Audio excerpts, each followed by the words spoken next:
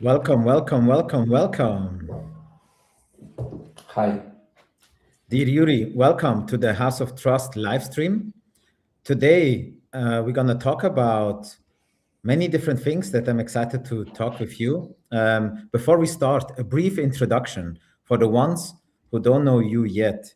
Yuri Rabinovich is a global investor, super connector, and community builder, best known as the founder of VNTR, a premium investor network connecting more than 5,000 active investors across 40 plus cities, chapters worldwide. Yeah, this is me. Dear Yeah. Yuri, welcome. And first of all, I'm grateful to call you a friend, somebody that I see building something that is valuable and important in the world. And before we jump into questions that will support the founders and their journey, I would like to ask you some personal questions, if that's okay. Sure. Yeah. Okay, let's get started. So, my first question to you, Yuri, is what was the moment that made you realize the world needs something like VNTR? Well, as every type of person, investors need more community than others. In order to invest in the best companies, you do need peers. There is no single company that has, or tech company that has just one investor. If there are investors in a company, then there is a group of investors supporting the founder. And what investors need, it's a lonely job, right? It's kind of angel investors. It's a very lonely job. Now we have more and more solo GPs. It means that it's also a lonely job, and you do need peer network that will, on one side, feed quality deal flow to you, right? It's kind of referrals for startups that other investors met, and also peer feedback and capital, right? If I invested as an angel, a startup founder needs follow-on rounds. So if I have a peer network that can co-invest with me in the same good company or good founder, this is the value that VNTR brings to the venture ecosystem and startup ecosystem. What is the deeper mission that you are following with VNTR? So, deep mission is to connect people and give them a place to grow together, right? So we focus on investors. Many of the investors, they are entrepreneurs as well. So many entrepreneurs don't understand what does it mean to be an investor, right? Investor, they either invest their own money or they invest money that they raised. So to raise money for a fund is much harder than to raise for a startup and then give to some startup. So as a result of that, kind of we create an infrastructure for venture capital investors so that they can raise money, they can invest and co-invest, and they can exit. So we also have a deal making infrastructure that I'm currently building to enable deal making between the investors. Mhm. And once it's all built, the world will have more capital, more liquidity, and more support for startups eventually. Mhm. If we fast forward 10 years from now, dear Yuri, what does success look like in VNTR?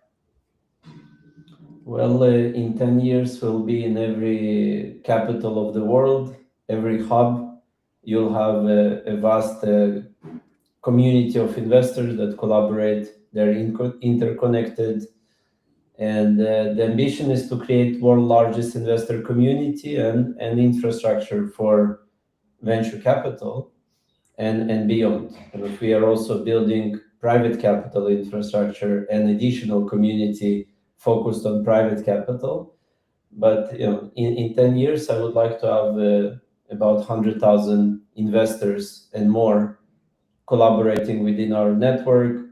Every day, you have events all over the world. So like we had last year, we had 4 events a day in different parts of the world. at some point it might be 20 events a day in Mhm. different parts of the world. How did you maintain and build up successful community? I mean, every company is somehow also a community. What is your experience on building communities? Well, everyone can start a community, right? So first of all, everyone is encouraged to start their own community. Even your friends is a community, right? And if you like in your friends network, there is always someone that is the one that is organizing everyone and brings people together. But I encourage everyone to be mindful to community, and community building is a powerful tool, especially now with the age of AI. Everything transforms to online, and kind of most of the things will be automated. At the end of the day, what you can do as a human is to meet other people, and build relationships. And uh, and, and I think that it's not easy to build a community because it's a lot of work and persistence. And most of the people, they host one event and this is where they finished. And those that persistently provide value to their community, bring people together, build a team around them to execute. These communities grow and become a massive success. What comes to my mind is Gary Vaynerchuk. I watched recently a video from him, and he mentioned that the goal of the future are physical events in this high-paced digital world. How important are digital events compared to physical events in VNTR?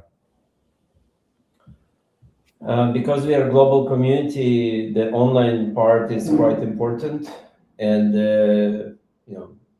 it's quite cool that you can connect with global members and build relationship with them. So the online part is quite important. But we see that people do spend a lot of energy, money, and time to travel around the world and build physical relationship. Mhm. So like during the COVID, you had all these online communities, clubhouse experiences, and different Zoom calls.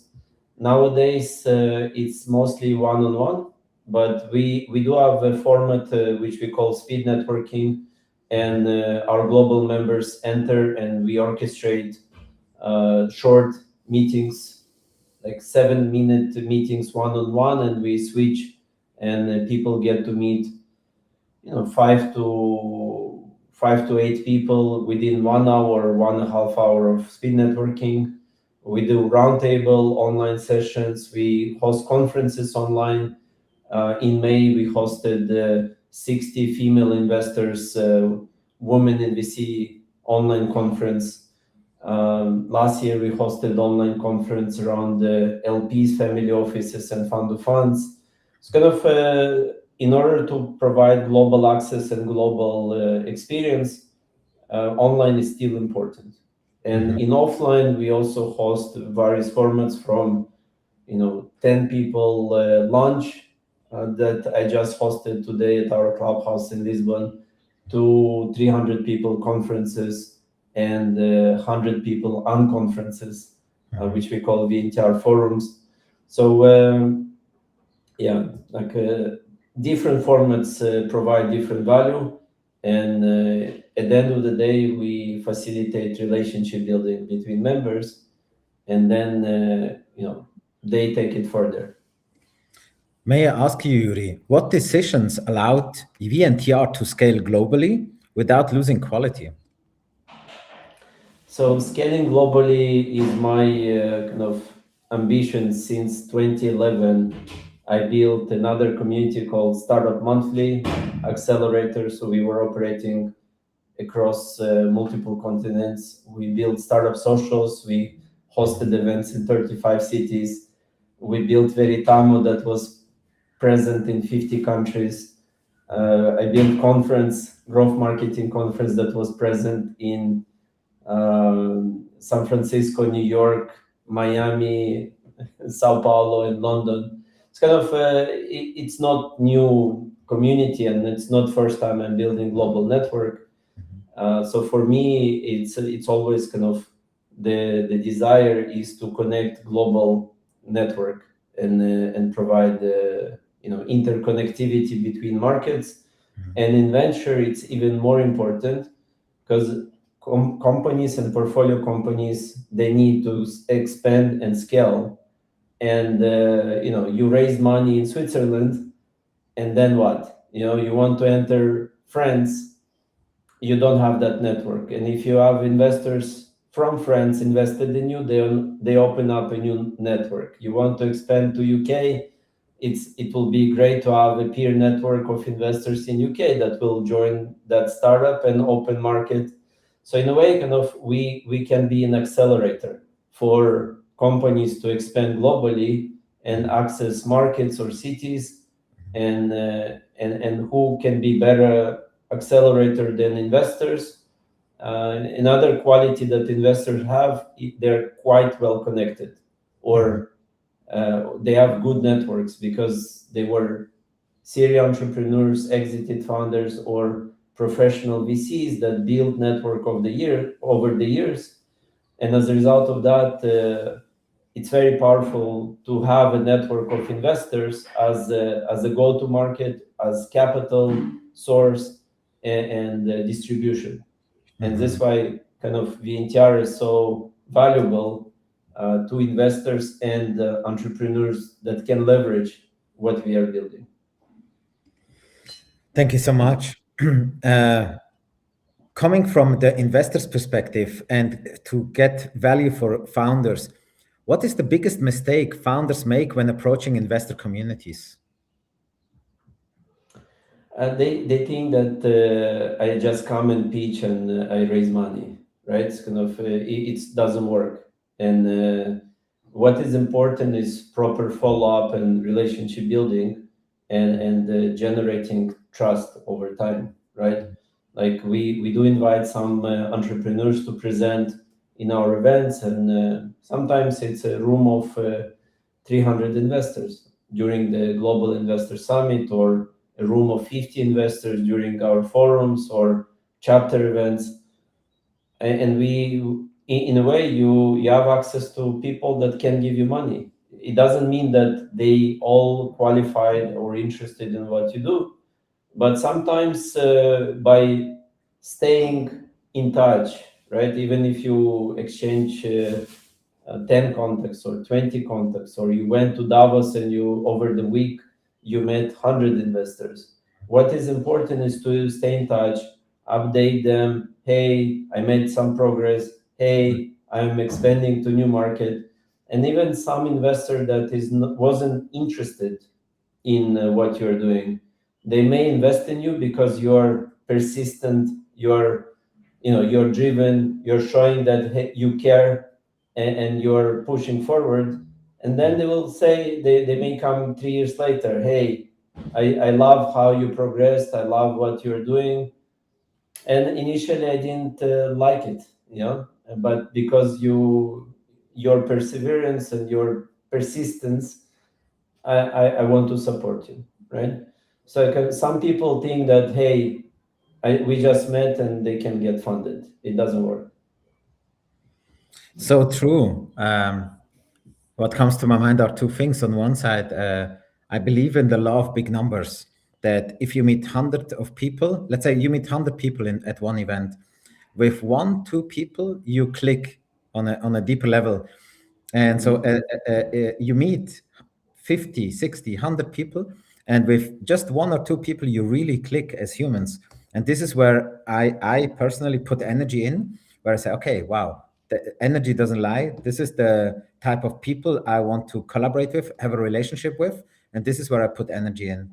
And And even if these investors never invest in you, they may open doors, they may bring their co-investors to invest in you, because every investor has their own networks and they exchange deal flow, and they do want to share good quality deal flow to others, so that they invite them to more deals, right? And this why kind of if the investor tells you, hey, it's not my thesis, hey, it's not my stage, hey, I'm not going to invest now, always ask for introductions. Like ask, hey, who in your network could be relevant for me for my stage, and investors will be happy to introduce you if you are legitimate. One crucial question, Yuri, is how do you decide who belongs inside a trusted network or community? How do you evaluate? And how do you protect that there is a certain quality in the community? Yeah. So it's a good question. And as a result of this question, we created two communities. So we have VNTR and VNTR Club, which we soon going to rebrand. And VNTR, the vetting process is we are looking for active investment decision makers that invest in venture, right? And the vetting process to join your first event or multiple events is to go through questionnaire, get approved, and then get approved to attend the first event, right? And in a way, it's on one side it's quite extensive. On the other side, I cannot check your personality to attend an event, you know. So as a result of you joining an event, you get to build relationship, and sometimes we get feedback from people. Hey, this guy is a solicitor. This guy is harassing me. Hey, this guy is doing hard sell. Hey, this guy, did you hear this guy was fraudulent in another country or market? So like we get peer feedback. Soon we are introducing KYC, KYB as well as another layer, and then we have paid memberships. So when you join the paid membership, you get you will get KYC. You will in order for you to join deals or see deals, you need to go through accreditation, right? Because deals are available for accredited investors. So it's a multi-step process to get you in the inner kind of circle of the community first, and then from the community we curate the top decile guys and we invite them to our club, which is another tier where you go through interview process. We have membership committee board that also helps us to curate the right people based on values, based on interaction. So you may be invited to a club event and you interact with our membership committee without knowing, and they provide feedback. Hey, I like him. It's an asshole. It's kind of, we get peer feedback, and then we kind of accept or reject, or we can always terminate someone participation in the community or the club. Yuri, It's evolution. Listen, like I've never been built such framework before, and we are still evolving. But there is a lot of learning over the past 4 years of building VNTR, and for the past year of building our club. thank you for sharing. When a founder is fundraising, what are the first things you evaluate? The motivation of the founder, right? Because with few simple questions, you can identify that the founder is not there to make it successful, right? Like you ask, hey, what else are you doing, right? And he starts telling you, hey, I'm doing this, I'm doing that, or I'm working, or I'm doing kind of. You see that the person is not committed and is there just to raise money, and potentially, if he doesn't raise money, he'll stop doing it, right? So like another question is like, okay, if you don't raise money, then what, right? Kind of how you gonna survive, how you gonna make it happen. And in the life of every entrepreneur, you run out of funds, or you don't have enough funds, or you have cash flow issues. What do? Like you shut down, what do you do, right?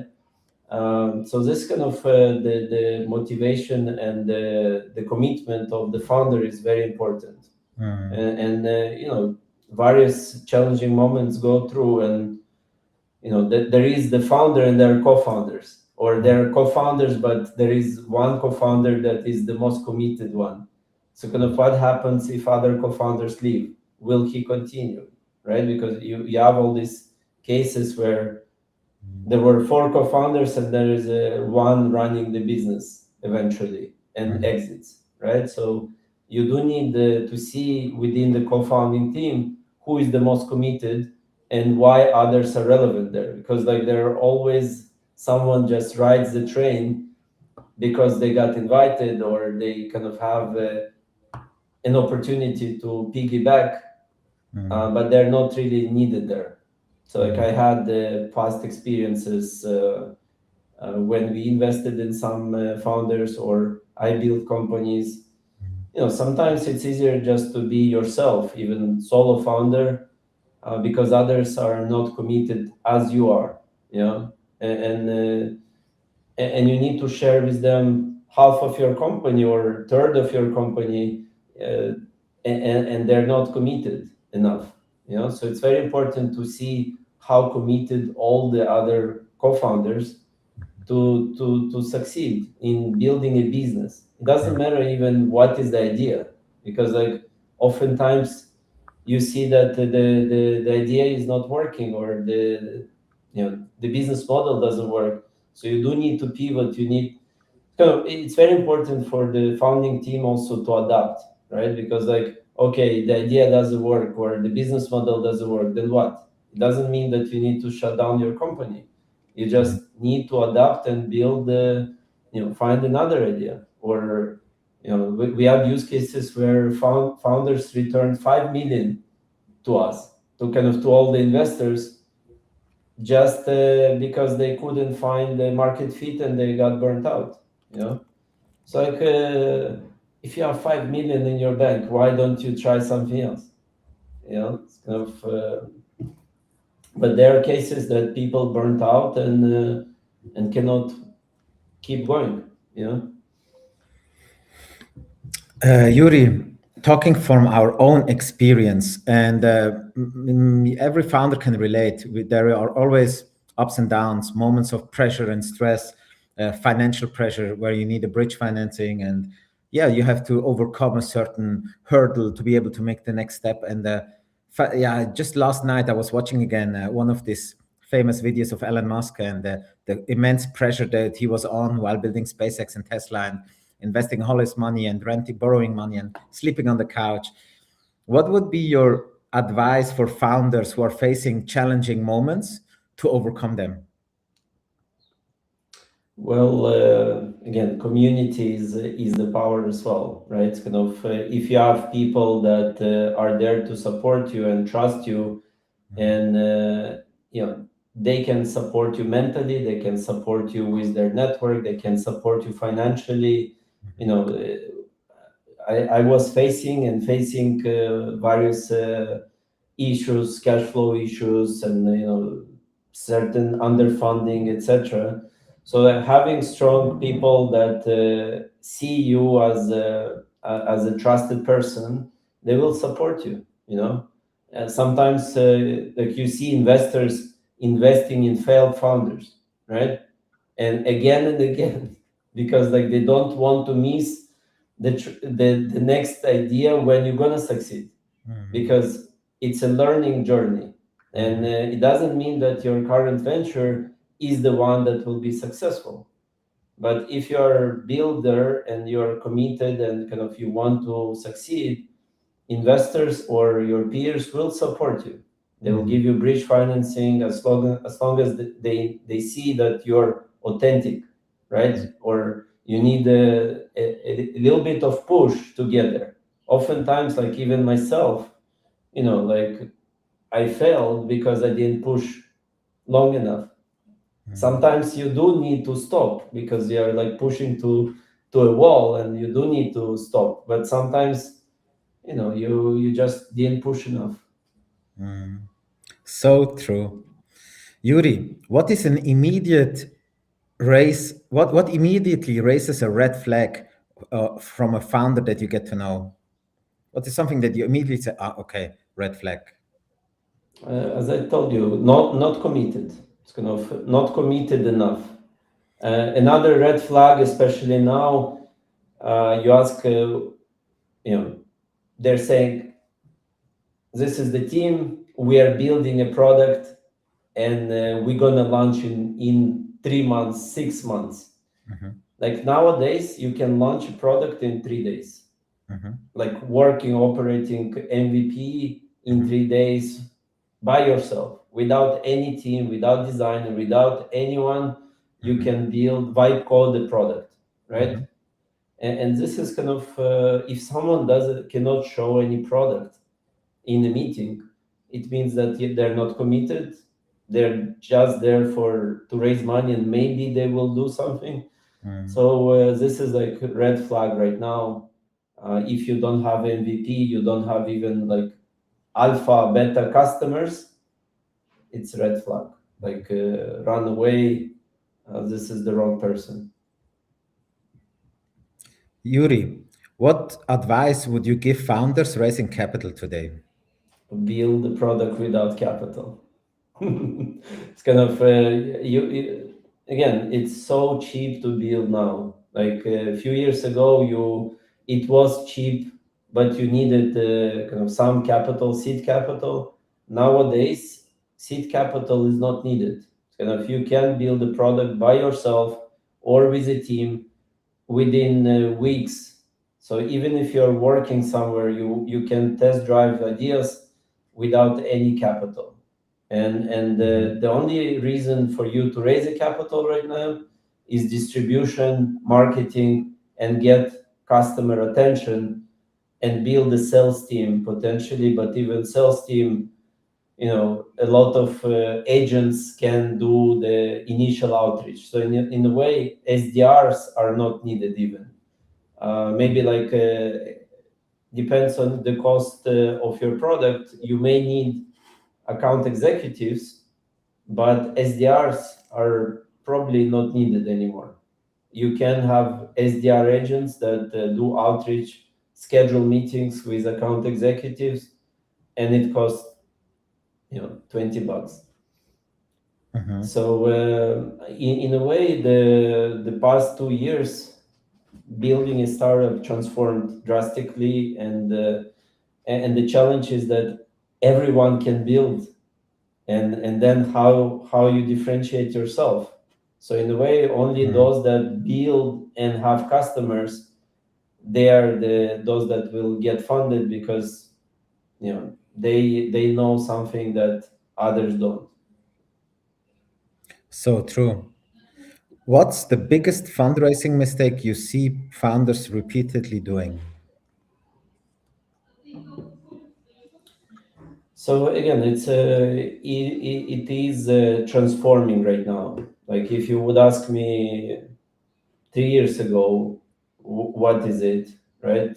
So first of all, founders reach out to the wrong investors, right? Like they are approaching wrong investors. Like I'm investing in biotech, and you send me, I don't know, e-commerce startup or marketplace startup. If I'm a biotech investor, I'll never invest in anything that is not life sciences or biotech, or maybe I will invest in health tech, right? Because like I understand, but you do need to check who are the investors and what sectors they prefer to invest, and it's easy to check. And you reach out only to those that care about your domain of expert, kind of your domain. Yeah. So this kind of a lot of time wasted by talking to the wrong people, wasting the investor time because they need to be polite and respond, or they don't respond to you at all. So like, don't waste your time, don't waste their time. You mentioned now a few times resilience, and I fully agree with you that resilience is one of the most important skills for founders to succeed. Is resilience enough, or are there other characteristics that matter? So you need to learn quickly, right? Kind of you need to understand because like you see that successful founders build successful businesses in domains they never had experience as well. So like they learned, they saw an opportunity, they assembled the right team. It's kind of also like building the right team around you is important. Uh, Raising money is important. It's kind of knowing how to raise money because like there are founders that know how to build a product, they don't know how to raise, they don't know how to sell. So like selling is very important. Like if you don't cannot sell as a founding team to your target customer, nobody else will sell better than you, especially in early stage, right? So resilience is important, and not giving up, like being there in the hard times and the good times. It is breaking, and it's not easy, and a lot of founders struggle from depressions and loneliness, and that's why being part of a community and be open to talk is very important for founders. Like not just try to do things by yourself. Like there's so many people that can support you. There are so many communities that and community leaders that can support you and help you navigate faster, right? Kind of, many entrepreneurs, they don't build relationship with the community leader or the host, right? Because you and I, we know our networks, and we can accelerate someone with few introductions, With so only like one. yeah. And if someone comes and says, hey, I'm facing through hard times and like we can introduce to some mentor advisor, even another founder that went through this shit and can support them. I have a question, Yuri, that we both might have experienced. It's uh, when somebody comes to you and you see exactly, okay, this person I have to connect with C, and something super amazing will happen out of it. Do you do this also if somebody is not an active member and part of your community and network? Where do you put the line? Because my experience, and maybe you have experienced the same, in the past, I was just loving my superpower is connecting people. I was loving to connect the right people with each other. But then at the end of the day, you realize, okay, They don't give it's not back. it's not sustainable as a for Yes We Trust or as a company. So now I became much more strict. I say, hey, if somebody is a member of Yes We Trust, I funnel all my energy and the network into it. How do you approach that? Yeah, it's kind of same journey, right? Like over the past 15 years, I connected thousands of people, maybe tens of thousands of people through events, through introductions, etc. And at some point, you see that they're abusers and they're users and they're contributors, right? And even like nowadays, we introduced membership in our networks. In the VNTR and the club, there is membership. So I do prioritize paying members because they contribute back and they support me and my organization. So I prefer to support them. Of course, there is always kind of desire. My brain thinks like, you talk to me and hey, you should talk to this, you should do this. Hey, you could do partnership and it will do boost to your business. So I'll always provide feedback, like, hey, you could do this, you could do that. In a way, after meeting with me, you get accelerated, even just by feedback and ideas. But I cannot introduce everyone to everyone anymore. Yes, sir. I feel you. Yuri, what is one advice if you could go back and tell the version of yourself 10 years ago, 15 years ago, some of the golden nuggets that you've collected now on the way, and you would say, wow, they would be so relevant for you? What would it be? you know Maybe like building strong relationships with few people early on and stick around them rather than be not focused. Let's say like building, focusing on building a large network rather than strong network or strong relationships with deeper relationship.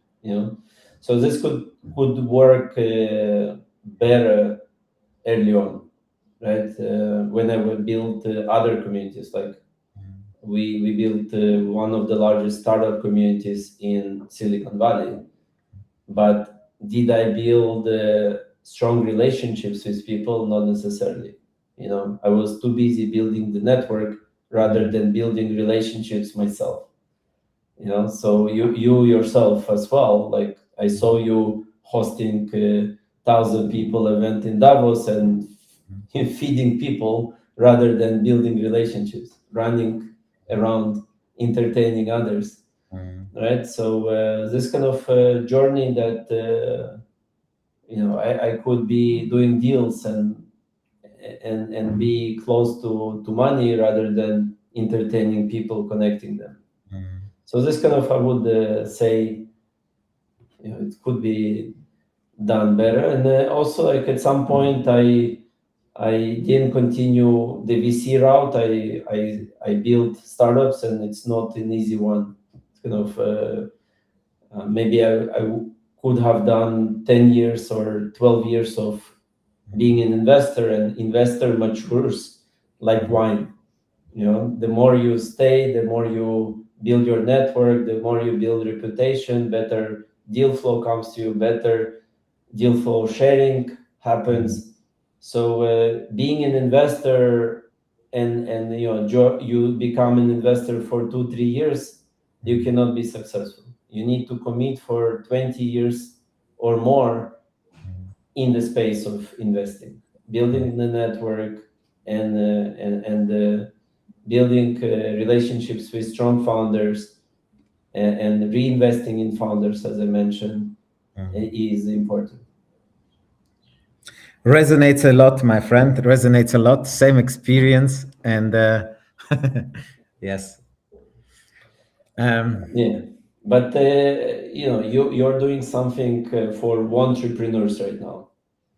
Like Also, the School of Impact is a program for entrepreneurs. Most of these aspiring entrepreneurs, they want to be entrepreneurs, right? founders. And most of them, it will be just learning journey for them, right? And if you position it as a kind of non-profit activity, education and impact through education, some of these entrepreneurs will become entrepreneurs with products and maybe successful. And this kind of what I was doing in Silicon Valley for first 3-4 years, helping entrepreneurs like myself to get started and build. Yeah. True, and that's the topic that we're gonna enter now. It's We announced a few weeks ago our relationship and collaboration. I mean, we know each other since a few years, crossing each other again at events, and somehow moving both on our own missions and ways. And now we made the step to say, hey, let's align, let's collaborate, let's join forces. I see you're building up this power, and you have established and building up more and more this powerful network of VCs and investors. And on the other hand, I see this pain point that you just described, this entrepreneurs, these aspiring founders, this generation who is seeking more purpose, more impact, more freedom, and they want to break out. And I don't see a generation that is unmotivated. It's a generation who doesn't has a clear path or plan. And if we give them a clear path and plan and teach them about identity, about personal development, about ikigai, finding purpose and meaning, venture building, they can then join the Impact Accelerator, and from there, being qualified to come to an event where we and TR and Yes We Trust are bringing investors together, and investments and deal flow can happen. So this is somehow the beauty of this relationship that I see, and yeah, so I'm excited, and old economy mindset is always, how can I compete? And then in the new economy that we live in, Yuri, for me, it's all about collaboration. Why should we build a hub in Portugal if you have this beautiful VNTR clubhouse, right? That we now Yeah. gonna host an event. vice versa. You can take our hub in Copenhagen and host an Yeah. event or a retreat there, or if you're hosting an event. Or it can be our clubhouse as well, right? It's kind of Correct. how do we leverage the infrastructure so that investors and entrepreneurs can have global access, right? Yes. Yes. So And that's what we are doing in some cities. Like for example, in Miami, we are integrating inside of an existing clubhouse mhm, and roll out our programming for our club members and events, collaborative events. Same here, like with you, we like you focus on the early stage entrepreneurs. They mhm. need follow on. They need the first investment, and then they will need more, right? If they're the right people. Yuri, why have you decided to become a mentor in the School of Impact? I think I can bring a lot of value. It's kind of I have done I built startups. I failed startups. Mhm. I build communities. It's kind of I can give the right perspective.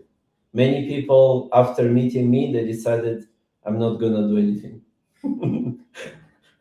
But some did come a few years later and said, "Hey, you gave me something valuable, and I changed the business model, and or I got funded because I was at your event, Mhm. or I did something." Mhm. So I think at the end of the day, it's a little bit of payback and give back, or it's called pay forward, right? So some of these guys will pay back in the future. Mhm. Thank you so much, and deeply appreciated to see you involved. Talking about the upcoming event that we are planning 10, 11, 12 of July in Portugal, with the event at the VNTR Clubhouse on Saturday. Who are the people that should be involved? What do you see? So again, you're bringing your delegation and your members, Mhm, and it's important to connect the international guests with our investor community. Here in Portugal, we have 350 investors community already, mhm, and not everyone will be in town because it's already July, and some of them will travel, but there will be enough of them that will be interested to to spend the day and connect with your members, your startups that you bring. So I think mhm, it will be fun and valuable. Last year it was also very cool. Really enjoyed your program last year. mhm, So even though like not every attendee was relevant for me, but it mhm. was valuable and insightful. Thank you so much. Yeah, we're going to keep it small. As you also know from your own experience, Yuri, quality over quantity, same experience as you shared before, what you would give your advice back 10, 15 years ago. We're going to gather with a small group of 30 people in Portugal, 20 investors, 10 founders. And the founders are coming out of the current cohort from the School of Impact. And the best projects will be selected and win a pitch possibility in Portugal. So that's something I'm super excited about, because it's always like a journey that you go with somebody, and then you start to have emotions for this founder and this project, and you want to see them succeed or pitch and get funding. So I'm excited about the people that we're going to have involved. And yeah, what is something that excites you, where you see like, hey, this year, these are my highlights from now till, let's say, January, February next year? As I told you, we are splitting the community to two brands. So like Mhm, right now we are coming up with the new brand, new programming, dividing the team, building the deal making infrastructure. So lots of things to be built. And it's been 4 years that we are building, and feels like we are just getting started. So this is like the entrepreneurship journey that it's never like you're almost there, but you need to adapt. Like we learned that certain things don't work, we need to adapt, we need to change. So hopefully next year in Davos we'll have two brands, two different series of events, and ski retreat in Davos, and deals happening. Like I want to see deals happening in the network because we facilitated these deals. This is kind of the next stage in our communities to facilitate deals. Mm. Excited, excited. And also to see how your graduates get funded. Mhm. Yes, definitely. Yuri, I would say that was it for today. Thank you so much for your time. Thank you for our friendship. Thank you for our business relationship. Thank you for connecting the dots. And thank you for hosting us at the VNTR Clubhouse, 10th till the 12th of July. I'm excited. This is the type of relationships I want to keep up building, where you feel like, hey, this is genuine. Good people with good intention create good stuff. And so appreciate you, my friend. Thank you for Thank sharing your you. experience, and see you soon in Portugal. Yeah, looking forward to meet you, your family, your kids, and all your members that will travel. Thank you so much, Yuri. And for Thank you you. guys, see you next Tuesday, 7 p.m. CET, as always, for the next live of House of Trust live stream. Thank you, guys. Thanks.